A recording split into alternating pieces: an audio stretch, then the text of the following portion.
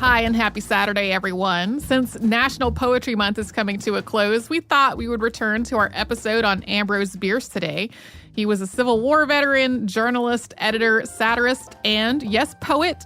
Although in this episode, we spend more time talking about his other writing. We got some emails after this episode first came out about whether Bierce might have had post-traumatic stress disorder or some other condition stemming from his military service and how that might have affected his writing and the uncertainties around the end of his life. And while that is certainly possible, we don't typically speculate on historical figures' mental health unless people who have a lot more experience in medicine or mental health have already written on that subject. There's a little more writing around this idea now, but not so much in 2013 when we recorded the episode. And since it is National Poetry Month, here is a very quick poem by Ambrose Bierce titled An Inscription. For a statue of Napoleon. A conqueror as provident as brave, he robbed the cradle to supply the grave. His reign laid quantities of human dust. He fell upon the just and the unjust. Welcome to Stuff You Missed in History Class from HowStuffWorks.com.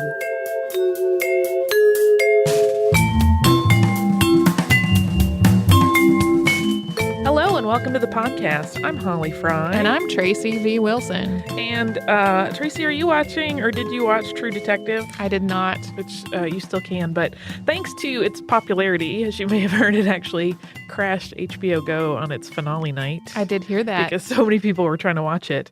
Many people have found a renewed or perhaps a new interest in the writing of Robert W. Chambers because of a book of short stories that he wrote in the late 1800s, which was called The King in Yellow. And this book is referenced throughout the season 1 story arc of True Detective, with references to the Yellow King and the wearing of masks in the city of Carcosa. And in turn, Chambers influenced a whole subgenre of writers of so-called weird fiction, including people like H.P. Lovecraft. Definitely weird. Well, it's actually called weird fiction. I know. That's not just me going, that's weird. I'm just saying. And I love weird fiction. But influencing Chambers, so going back before the work of Chambers, was actually a man who has been on my list for a long time. So now seems like the perfect point to focus on him since True Detective pointed at all of this work so much recently. And all of those mentions of Carcosa in True Detective that come up, that name actually shows up in Chambers' work, but it was borrowed from the man we're going to talk about today, who is Ambrose Bierce, who first mentioned it in a short story, which was called An Inhabitant of Carcosa. And that was first published in 1891. And Ambrose Bierce is a really fascinating character. He was a soldier, he was a journalist, he was an editor, he was something of a philosopher, he was a cynic. He was a very complicated man with an unwavering moral code. And his life experiences, he touched so many things that are historically significant in his time. And much of it was fantastic, much of it was horrific, and it all sort of informed his writing. Ambrose was born Ambrose Gwinnett Bierce on June 24th, 1842 in Ohio. It was in a settlement called Horse Cave. His parents, Marcus Aurelius and Laura Sherwood Bierce, had 13 children, and Ambrose was the 10th. And here's a fun fact that you can pull out at a cocktail party if you have a conversation lull. Marcus and Laura only named their children names that started with the letter A. So in addition to Ambrose, they were Andrew, Aurelius, Arthur, Abigail, Augustus, Anne, Aurelia, so the female version of Aurelius, Addison, Albert, Amelia, Adelia, and Almeida. I feel like at the end they were just swapping around some consonants to try to make new names. It seems that way, but 13 kids in, creativity might fall away. There's no Amanda. Did we have that name yet? Mm-mm. When Ambrose was still a young child, the family moved to Indiana and eventually settled in Elkhart. And Marcus had a really pretty impressive library, which served as a major source of education and inspiration to Ambrose in his early years. He enrolled in the Kentucky Military Institute at 17, and while he excelled, he wound up leaving the school early to take odd jobs. So this is right on the cusp of the Civil War, and Bierce ended up having a really impressive military record during the course of the American Civil War. At the start of the war, Bierce's uncle, General Lucius Verus Bierce, established 2 companies of Union Marines. And this was in April of 1861. His nephew, Ambrose, was among the men. And it was mere days after Lincoln's call for volunteers when the younger Bierce enlisted. Lucius had instilled in Ambrose a strong opposition to the concept of slavery, so he had been really eager to join the war effort. Yeah, just as many other figures we've talked about, and some even recently, the Bierce family was very much part of the abolitionist mindset. When Major General George McClellan led an invasion on West Virginia, Ambrose was part of that campaign. The following year, 1862, he was at Shiloh in Hardin County, Tennessee, when it was attacked by the Confederate Army. That battle was devastating for the Union forces, who were taken by surprise, but Bierce was one of the survivors who rallied under General Don Carlos Buell and catalyzed a Confederate retreat. And the Shiloh battle was one of the bloodiest of the war, with more than 23,000 casualties. And it's something that came up a lot in his work. 2 months later, the newly promoted Second Lieutenant Bierce saved his commanding officer's life at the Battle of Stones River in Murfreesboro, Rutherford County, Tennessee. And shortly thereafter, in February of 1863, he was promoted to first lieutenant. And in his role as first lieutenant, Bierce served with the 9th Indiana Regiment, and he fought at Chickamauga in September of 1863. Bierce was also part of the Atlanta campaign under General Sherman, and this campaign was pretty rough for him personally. He lost his closest friend during the fighting, and he was also struck in the head by a musket shot on June 23rd, 1864, during fighting at Kennesaw Mountain. Which is close to us. It kind of brings this particular story very close to home. Well, yeah, Since we're in Atlanta. We're in Atlanta right now. Bierce was treated for his injury, and he returned to the front lines in September, so just a few months later. And he served for several months before being discharged the following January. Chronic dizziness and fainting spells that were kind of brought on by this head injury had ended his time in the war, but just a few months before the conflict officially ended.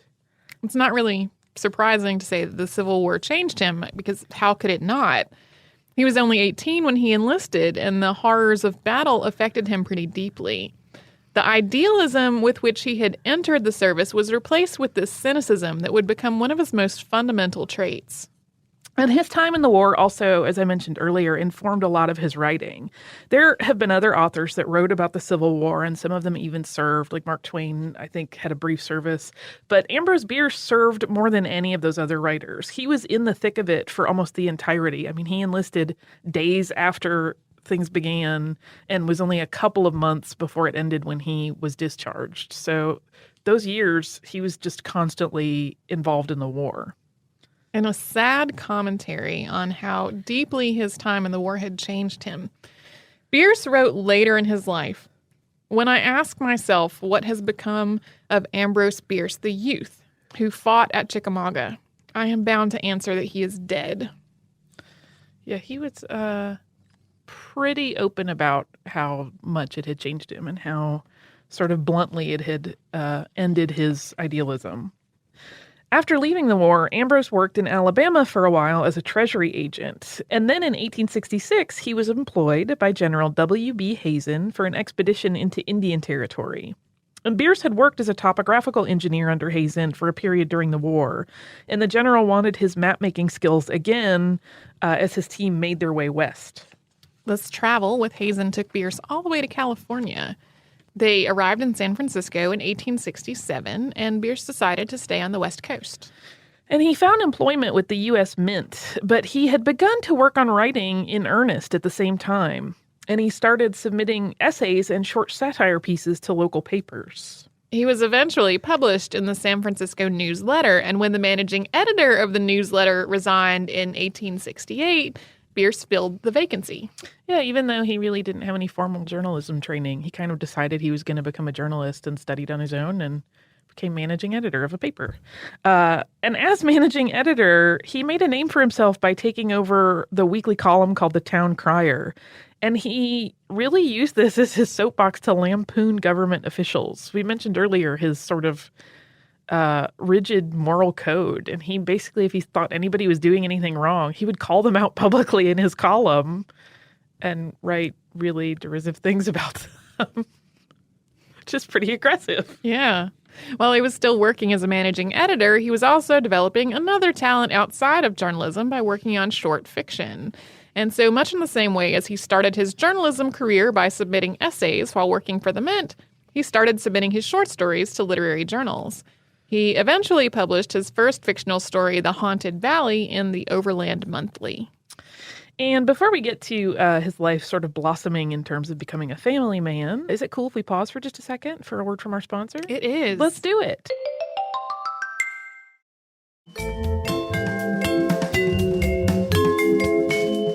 On December 25th of 1871, Bierce married a woman named Mary Ellen Day. And just a few months later, in March of 1872, he quit his job at the paper so that the couple could take an extended honeymoon in London.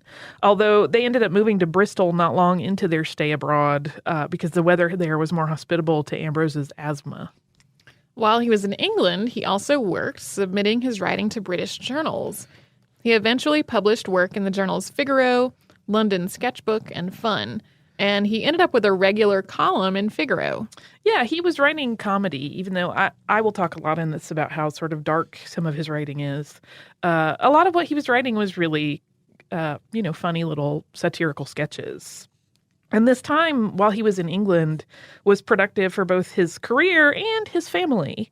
The couple's first child, named Day, was born in 1872, and their second son, named Lee, was born in 1874. So they really were having an extended stay in England. And in between these babies, Bierce's first 3 books were born. The Fiend's Delight, Nuggets and Dust, and Cobwebs from an Empty Skull. And after baby number 2, the Bierces returned to California in 1875. And not long after they returned to California, they had a third child who was a daughter named Helen. Meanwhile, Ambrose returned to his writing career once they were stateside again. He got a job as an editor of the journal Argonaut. In another case of kind of repeating patterns in his life, he wrote a weekly column that often called out public officials for their moral failings. However, this column, which was called Prattle, also had the leeway to give him an outlet for publishing fiction on a regular basis. He wrote Prattle as editor of Argonaut for 3 years before setting out on a surprising enterprise. Yeah, it was surprising and short-lived. In 1880, Ambrose took a position as a general manager of a mining company in South Dakota.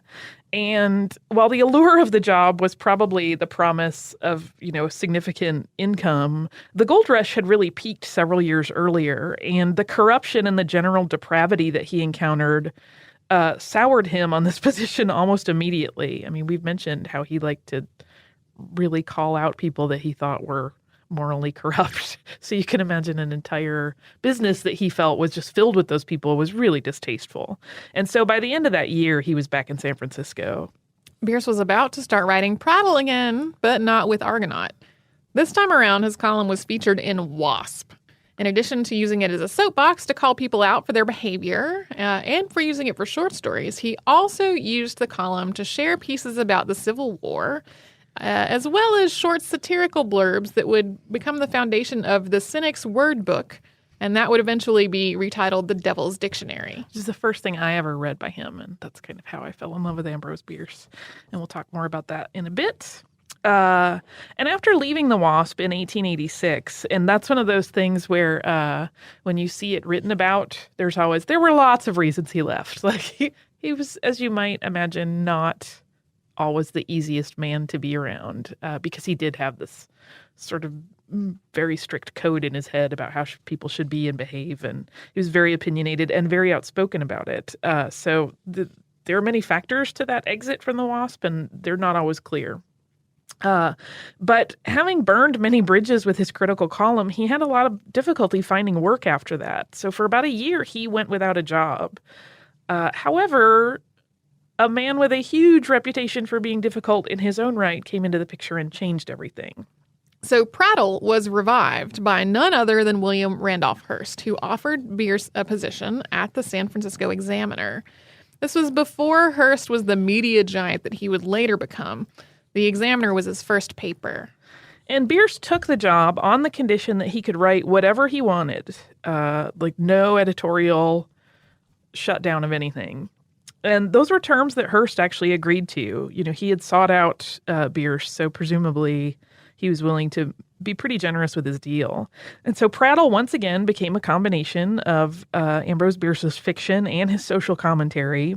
And this time he built on the work that he did at the WASP, and he published a much larger volume of his Civil War writings, including An Occurrence at Owl Creek Bridge, which is probably his most famous work.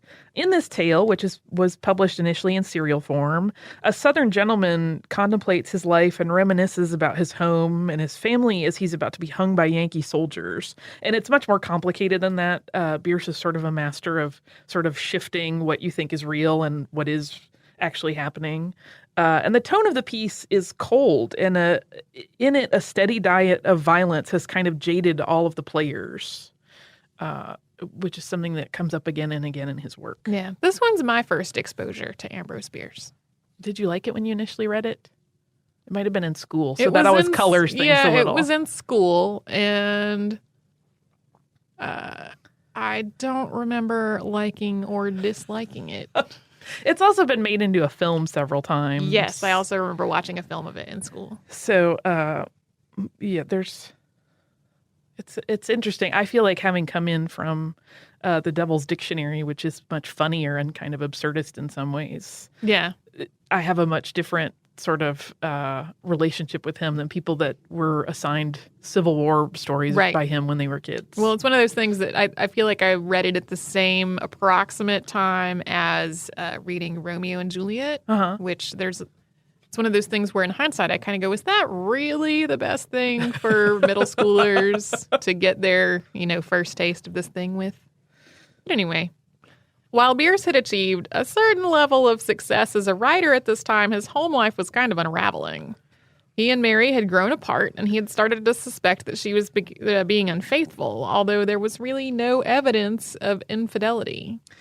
Yeah, it's one of those things that, similar to when he left the WASP, there's a lot of fuzziness around it. There's not a lot of hard details. He thinks that she received 2 letters from an admirer, and it kind of seems like his pride may have caused him to draw conclusions and be dug in about something that really there was no substance to, which is a pity, because then after almost 17 years of being married, they separated in 1888. Then just a year later, their oldest son, Day, was killed in a gunfight over Day's fiancée, who had run off with another man. Both of the young men wound up dying as a result of their wounds. And despite all of this turmoil that was going on in his private life in the late 1880s, the early 1890s were some of Bierce's most successful years as a writer. He published several books, all very quickly. Tales of Soldiers and Civilians aggregated his Civil War stories and got a lot of critical acclaim. The Monk and the Hangman's Daughter is written as a diary of a man struggling with morality, and that was promoted as a translation of a lost German text. Then there's Can Such Things Be, which is a collection of supernatural short stories, and that one includes An Inhabitant of Carcosa.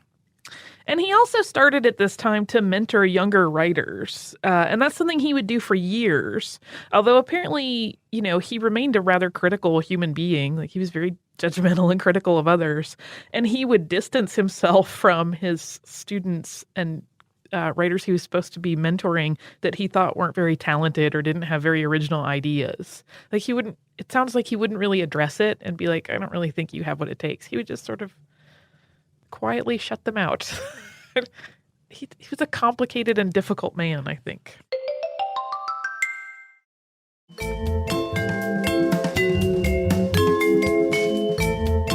So, right as Bierce's career was at its apex, Hearst sent him to Washington, D.C.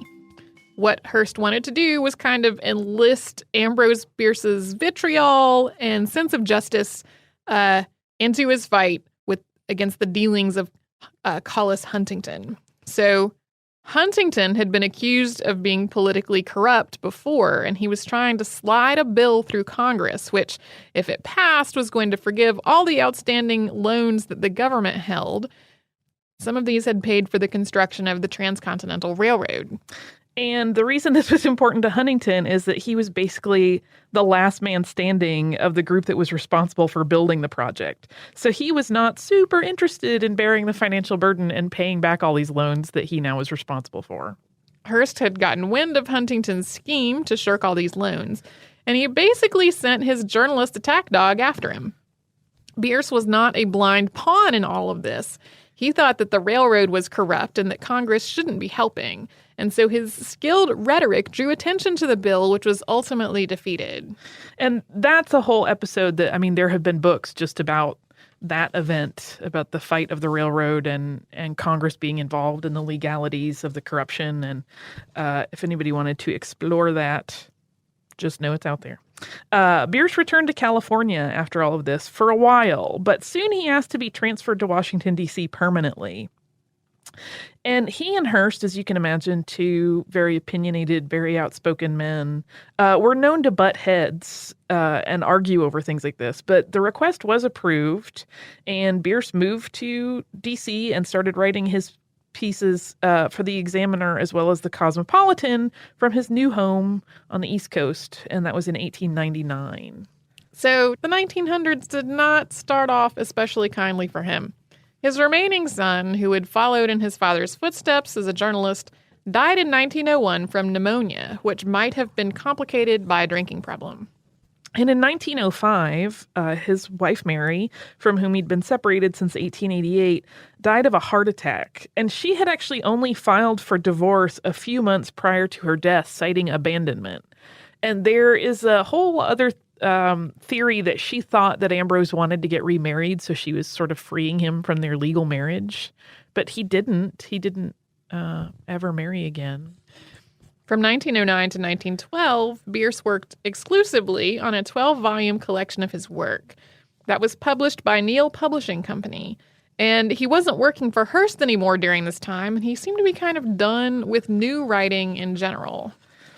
And once the publication project of that 12-volume collection was complete, Bierce began a tour of Civil War battlefields while he was en route to Mexico to witness Pancho Villa's revolution, which, as you can imagine, was a rather dangerous place for a foreigner to be wandering.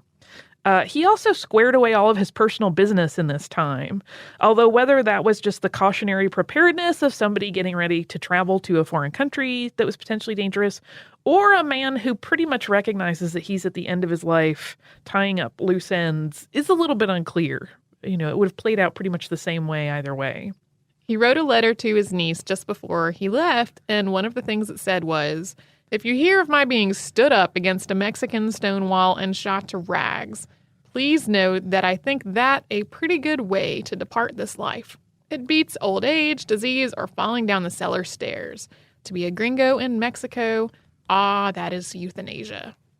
Yeah, it's kind of jovial, but also a little ominous. Mm-hmm. Many people have wondered if he really was just going to Mexico sort of with the intent that he would not ever come back. There continue to be rumors and theories about that. And we don't know what precisely happened to him on his travels while he was there. His death date is generally listed as 1913, 1914 ? Sometimes it's just listed as 1914 ? We have no way of knowing how long he lived after his last correspondence, which was a letter that he sent from Chihuahua in late December. In that letter, he wrote, "As to me, I leave here tomorrow for an unknown destination."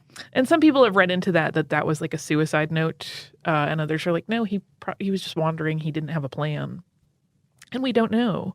But after it became apparent that he had disappeared and no one had heard from him, his daughter Helen petitioned the U.S. government to investigate what had happened to him. And they did, but nothing was ever found. He really kind of did a thin air move. Yeah. And of course, there have been sightings and theories about what happened, but Ambrose Bierce disappeared pretty thoroughly. There was really not any kind of trace to turn over or obsess about. We don't know if he was killed by federal troops, rebels, Pancho Villa himself. Nobody really knows. Some scholars have pointed to the siege of Ojinaga, Chihuahua, in January 1914 as a likely place of his death, but there's really no substantial evidence that's ever been found. Yeah, it's just, a big violent event that happened near where he was last known to be. So theoretically, that could have easily been a place where he could have died and been lost kind of in the carnage of the battle. And when you read Bierce's work, as I've said, there's definitely this sense of darkness and futility and reality juxtaposed with surreality. And his war stories in particular, I find extremely affecting. Chickamauga, for example, tells the story of this young deaf boy who is on a battlefield, but he believes it's all a game. Like he thinks he's in either a dream situation or his imagination. And he's so lost in this imaginary play that he fails to recognize the horrible reality around him, even though Bierce describes the carnage of war with extremely graphic detail.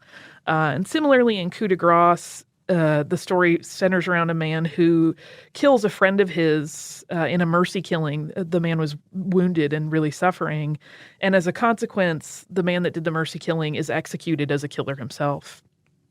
And this sort of darkness and cruelty of war is always present in his works, as well as a certain detachment, even in this, pretty intense description of truly grisly scenes. Well, and that's one of the reasons why, spoiler alert, if you have never watched Jacob's Ladder, a lot of people look at Jacob's Ladder as a reworking of Occurrence at Owl Creek Bridge for the Vietnam War. Yes, that comparison is often made. Yeah.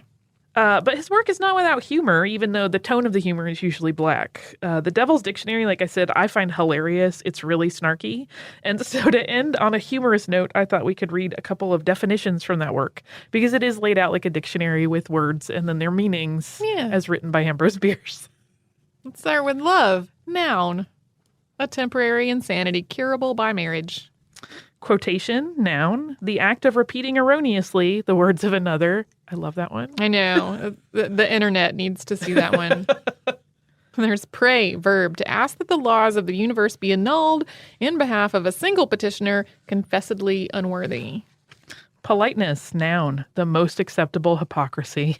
Well, and this next one is funny to me because my brother calls the lottery a stupidity tax, and sometimes I call it a daydreaming license. Lottery, noun, a tax on people who are bad at math. And finally, and I just love this one, it's so absurd and wonderful, hash. It's categorized as X. It gets no part of speech assignment. There is no definition for this word. No one knows what hash is. Just corned beef and deliciousness. Which is just a commentary on sort of the mashed together of things that hash often is. So, that's Ambrose Bierce. I highly encourage people to read his work. It is easy to get a hold of because almost all of it is on Project Gutenberg. Mm-hmm. And also many other places online. I mean, you can do a quick search and find just about the entirety of the body of his work. His letters are a little bit harder to get a hold of. Thank you so much for joining us for this Saturday Classic. Since this is out of the archive, if you heard an email address or a Facebook URL or something similar during the course of the show, that may be obsolete now. So here is our current contact information. We are at historypodcast@howstuffworks.com, and then we're at Missed in History all over social media. That is our name on Facebook, Twitter, Tumblr, Pinterest, and Instagram. Thanks again for listening. For more on this and thousands of other topics, visit howstuffworks.com.